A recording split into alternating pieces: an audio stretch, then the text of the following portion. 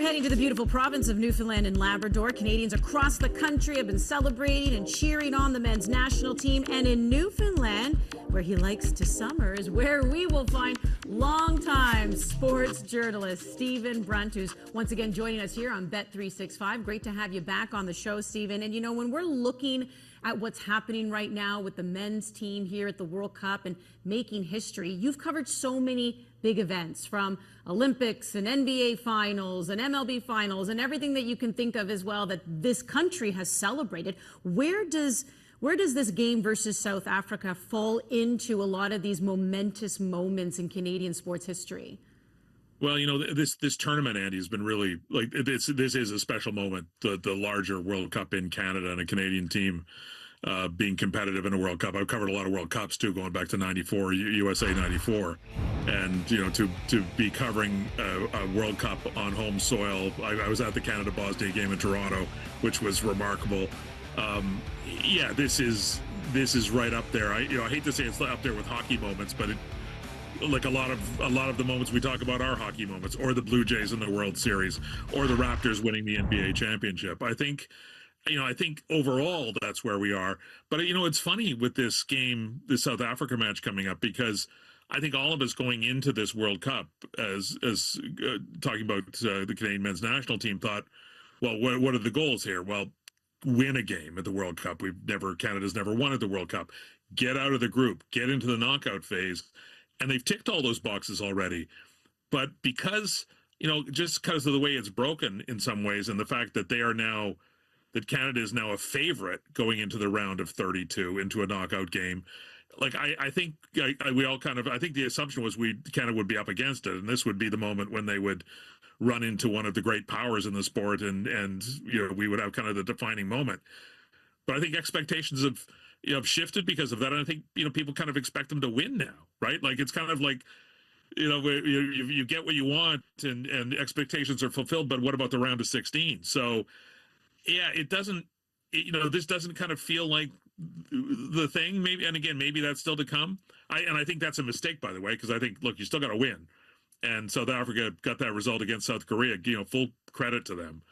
But I think people are almost kind of looking beyond this match to the next one right now, and I don't think Jesse Marsh and the players are, and I hope they aren't. You're so right. You can't take anything for granted, any opponent for granted. I mean, this is why you play till the final whistle, buzzer, whatever it is. And this is why we watch sports. It's the one ending you can't predict. But you're also so right when it comes to sports fans and just our insatiable appetite for more. But that's what happens in any kind of tournament, and in tournament football. To your point, a lot of people thought that Canada would be facing South Korea. And yes, expectations might have been a little bit different based on that opponent. Now that it's South Africa, the Canadians are the favorites here. They're the ones favored to move on. So it's like, oh, well, they've got to go to the, you know, round of 16. So when you think of that, I mean, what's on the line here for Canada taking on South Africa? Well, I think how we feel about this tournament is on the line, to be honest. And again, I'm not saying it's fair, but if Canada loses to South Africa in the round of, you know, in a knockout game in the round of 32, I think it's going to be disappointing. I think people are going to be disappointed by that result. And again, if you step back, you know, half a step and think about where we were, you know, before Qatar, even before the last World Cup, and you know, when, you know, just qualifying for a World Cup seemed like an impossibility. You know, there's been a tremendous progress here, but I think that's really kind of what the stakes are here. If they win against South Africa right now, it's not necessarily fair, but it's expected. And if they lose, I think, yeah, there will be a sense of disappointment that they didn't achieve to the level that, you know, people expected them to.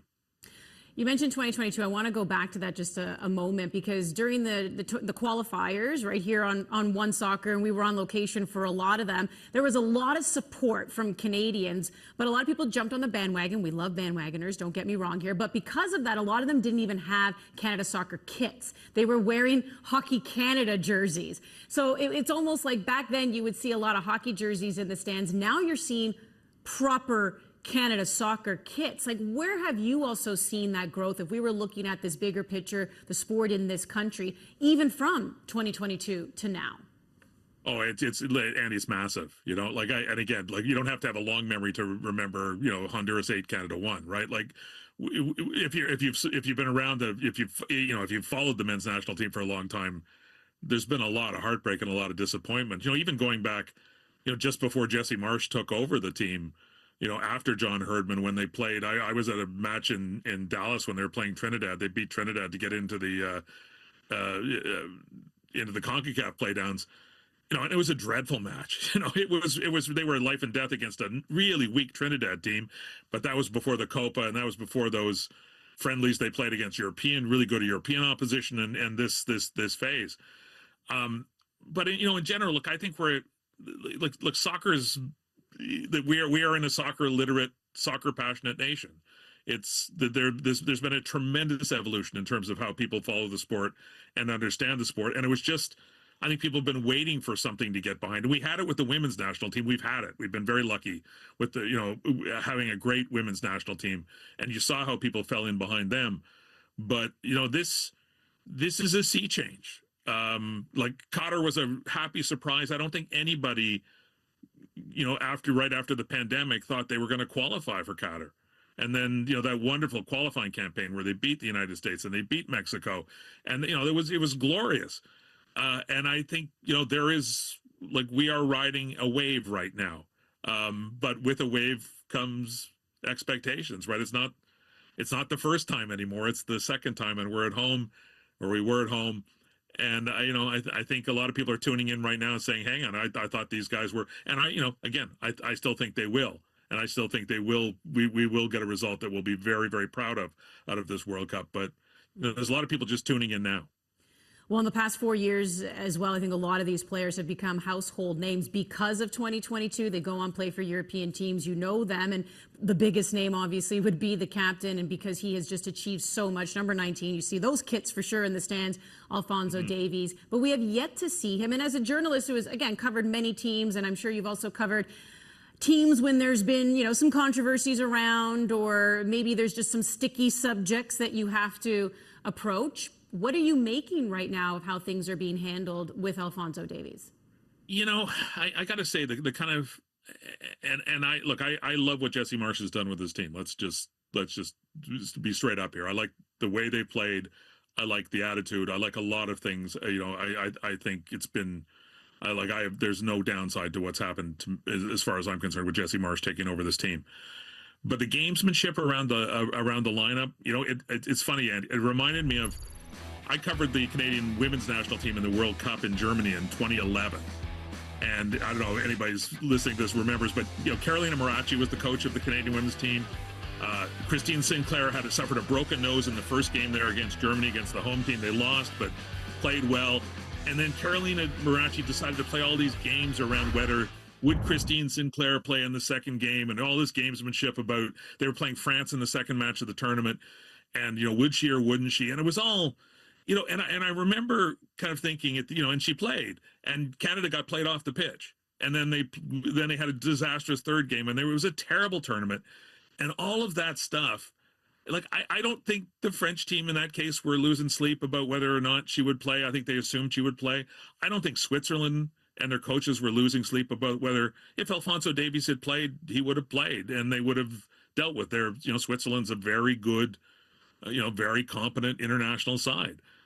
And I just, that and the Stefan Eustachio decision, which I still am a little baffled by about who decided he wasn't starting that last match, because they were certainly better when he came in, and he certainly looked fine when he came in.